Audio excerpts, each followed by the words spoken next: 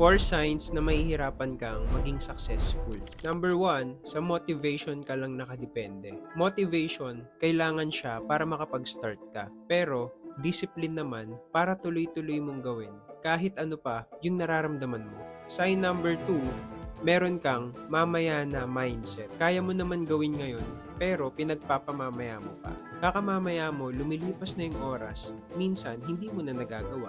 Number 3, takot kang magkamali. Gusto mo maging successful, pero takot kang magkamali. Alam mo ba na bago ka mag-succeed, marami ka munang pagdadaan ng pagkakamali sa buhay mo. Lahat ng achievers dumaan sa failure. Hindi ka mag-grow kung hindi ka susubok. Number 4, you always blame others. Laging iba yung may kasalanan para sa'yo. Sinisisi mo yung iba kapag may mali na nangyayari. You can't change what you don't take responsibility for. Success starts when you own your life, the wins and the failures.